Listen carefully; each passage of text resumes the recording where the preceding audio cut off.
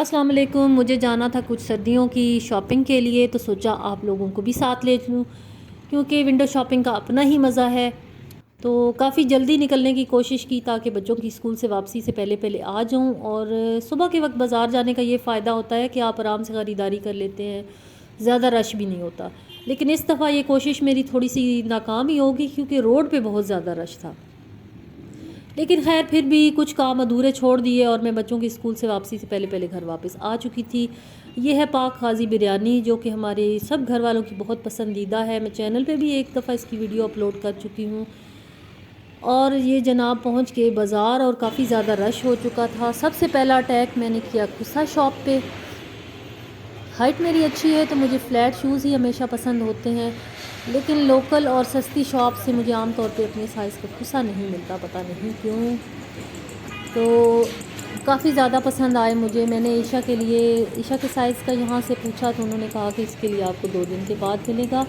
और बड़ों के खुसे जो हैं वो 500 रुपये में थे। चाहे आप कोई भी पसंद करते हैं तो ये तमाम ही जूते जो हैं ये 500 की कीमत के थे। बहुत ही अच्छे थे, बहुत ही रीज़नेबल भी थे। तो लेकिन मेरे साइज़ का अच्छा, जूता मेरा नहीं साइज़ तो मिला, दिखाएँ, बड़ा क्या साइज़ करूँ। दिखाएँ ना। तो वो भाई जो हैं, जो भी मैं पसंद करती थी तो मैं उनको कहती थी कि इसमें इसमें मेरे दिखा साइज़ दो, का निकालें, तो वो कहते ये आ जाएगा, ये बाजी ये सबसे बड़ा है, इसी सबसे इसमें बड़ा बड़ा है। साइज़ ये नहीं अब मुझे उनको आएगा, मैं क्या मेरे पास बताती बड़ा कि है बाजी इससे। का पाँव ही जन्नती साइज़ का है, तो इसमें कोई जूता पूरा नहीं आता। तो उसके बाद मैं आ गई कैप्स वाली शॉप पे। खुसा मैंने नहीं ख़रीदा।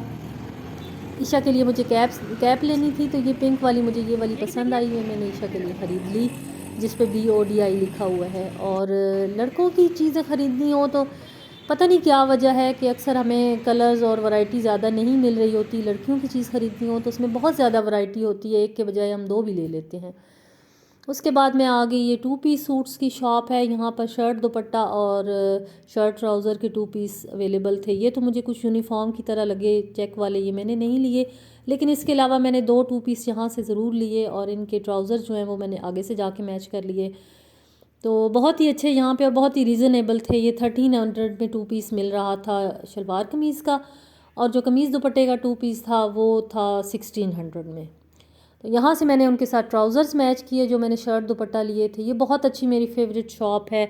कोई भी चीज़ मैचिंग करनी हो, दुपट्टा ट्राउज़र, वो हमेशा यहाँ से कलर मिल जाता है। कभी ऐसा नहीं हुआ कि जो ज़रूरत का कलर है वो यहाँ से ना मिला हो। और ये जर्सी कपड़ा एक मुझे नज़र आया, पिछले साल मैंने यहाँ से इस कपड़े में 2 पीस ख़रीदा था। तो इस दफ़ा मैं सोच रही थी ईशा का फ़्रॉक बनाया जाए, लेकिन यहाँ पे इस दफ़ा इनके पास प्रिंटेड में ही 2 पीस थे, शलवार कमीज़ का कपड़ा। और वो भाई जो हैं वो कम कपड़ा देने पे मान नहीं रहे थे कि उन्होंने कहा हमारा बाकी कपड़ा ज़ाया हो जाएगा। तो मुझे बच्ची के लिए बनाना था तो ज़ाहिर है मुझे तो कपड़ा कम चाहिए था, इसलिए मैंने यहाँ से नहीं ख़रीदा। लेकिन 2 पीस मैंने 2 यहाँ से ख़रीदे। ये स्ट्रॉलर्स हैं। और इसके अलावा ये 2 पीस सूट खद्दर में भी यहाँ इनके पास पड़े हुए थे, स्लब खद्दर, कॉटन में, लीलन। और ये सामने आपको सी ग्रीन जो नज़र आ रहा है, ये इसका मैंने पूछा उनसे तो उन्होंने कहा कि कौन सा, ये बोतलों वाला। तो मैंने जब गौर से देखा तो उस पर वाकई बोतलें बनी हुई थी। तो मैंने फ़ौरन से कहा नहीं नहीं भाई, ये वाला नहीं, इसके साथ वाला। तो फिर साथ वाला मैंने ख़रीद लिया। और जो कपड़े मैंने लिए वो फ़िलहाल मैं आपको दिखाऊंगी नहीं, क्योंकि मैंने शेयर करनी है ड्रेस डिज़ाइनिंग की वीडियो, और मैं ख़ुद स्टिच करूँगी और फिर आपको दिखाऊंगी कि इनको मैंने कैसे डिज़ाइन किया और कैसे स्टिच किया। इंशाल्लाह आपको वो भी बहुत अच्छे लगेंगे। उसके बाद मैं आ गई वेलवेट के सूट्स की शॉप पे, क्योंकि मेरी एक दोस्त हैं जो हमेशा मेरे साथ बाज़ार शॉपिंग के लिए आती थी, तो वो यहाँ से जा चुकी हैं। उन्होंने डिमांड की थी कि मुझे अच्छे से यूनिक कलर का और धागे की कढ़ाई वाला वेलवेट का सूट चाहिए। तो जो उन्होंने कहा था कि टिपिकल कलर नहीं होना चाहिए, यूनिक होना चाहिए, तो यहाँ पे यूनिक नहीं लगा मुझे कुछ।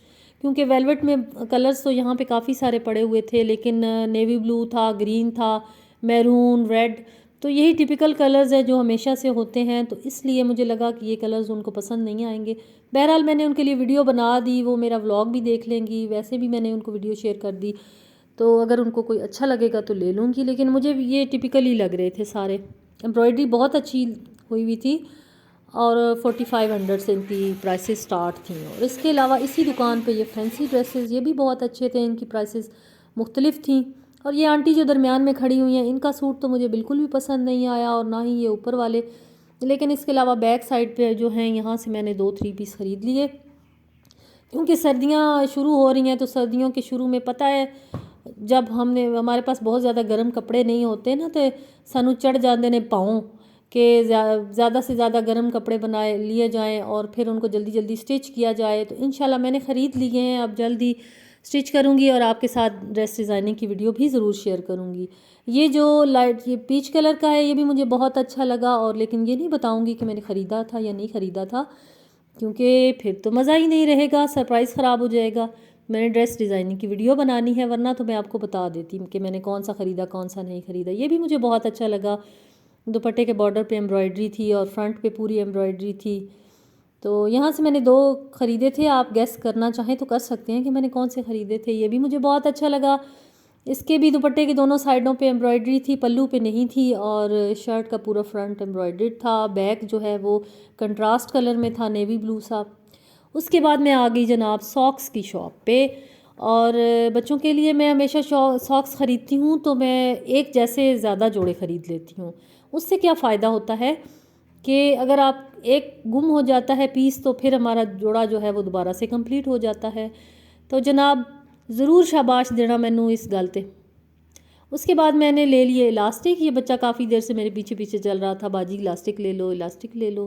तो ज़रूरत ना होने के बावजूद मैंने इससे 2 पीस ख़रीद लिए। 100 रुपये में इस बेचारे ने मुझे 2 पीस दे दिए। और ये जर्सियाँ मैंने देखी थी कुछ, ये भी उन्हीं दोस्त के लिए देखी थी जिन्होंने मुझे वेलवेट का सूट लेके भेजने के लिए कहा था। तो ये मैंने उनको वीडियो बना के भेजी। काफ़ी रीज़नेबल थी, 1500, 2000 और 2800 की सेल थी।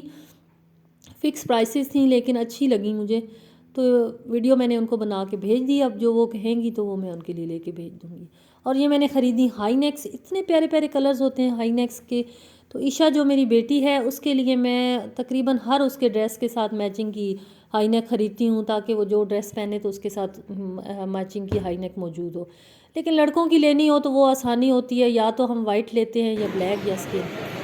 और 5 रियाल शॉप यहाँ पे है, उसका मैंने बड़ा दूर से शॉट लिया, लेकिन अफसोस की बात कि उन्होंने मुझे वीडियो शूट करने की इजाज़त नहीं दी। फिर मैंने ले ली मछली, और मछली को साफ़ करने का तरीका मैं आपके साथ शेयर करूँगी, क्योंकि ये तो वैसे तो फ़्रेश थी, क्योंकि सुबह के वक्त ही आती है और मैंने सुबह ही जाके ख़रीद ली उनसे, तो इसमें कोई स्मेल नहीं थी। लेकिन फिर भी अपनी तसल्ली के लिए साफ़ करना ज़रूरी होता है। सबसे पहले आपने पा लेना है एक दस्ताना, और ताकि आपके हाथों में स्मेल ना आए। उसके बाद हम डालेंगे इसमें अजवाइन 1 टीस्पून, 1 टीस्पून नमक, और 1 टेबल स्पून डालना है विनेगर। 10 मिनट के लिए सिर्फ रखना है ये चीज़ें लगा के। और यहाँ पे मैं आपको चूंटी दिखा रही हूँ, इन्होंने मेरा कर दिया है बुरा हाल और जीना हराम। ये हर एक चीज़ में घुसी हुई होती हैं। तो किसी को अगर इसके लिए कोई रेमेडी पता हो तो मुझे ज़रूर बताइएगा। कभी ये कम हो जाती हैं, मैंने मुख्तलिफ़ टोटके किए हैं लेकिन जाती नहीं है। पता नहीं इनको कोई बहुत ही प्यार है मुझसे। हर जगह जब सुबह किचन में जाते हैं चूंटियाँ ही चूंटियाँ होती हैं शेल्फ पे। तो पहले उसकी सफाई करते हैं, तो उसके बाद फिर कुकिंग शुरू होती है। तो इसके लिए रेमेडी मुझे चाहिए ज़रूर, किसी को पता हो तो मुझे ज़रूर कुछ बताइएगा। पाउडर वगैरह जो बाज़ार मिलते हैं उनसे ये कम हो जाती हैं लेकिन ख़त्म नहीं होती हैं। तो बस ये लगा के रख देने हैं 10 मिनट के लिए, और उसके बाद आपने खुला सा पानी डाल के ज़्यादा सा, और इसको बार बार पानी को चेंज करना है। तो मछली जो है ये इसकी कोई इम्प्योरिटीज़ होंगी तो वो निकल जाएंगी, क्योंकि ये ज़रूरी होता है। उसके बाद आप चाहें तो मसाला लगा के फ्रीज़ कर सकती हैं, वैसे चाहें तो फ्रीज़ कर सकती हैं, और डायरेक्ट कुकिंग करना चाहें तो कुकिंग भी कर सकती हैं।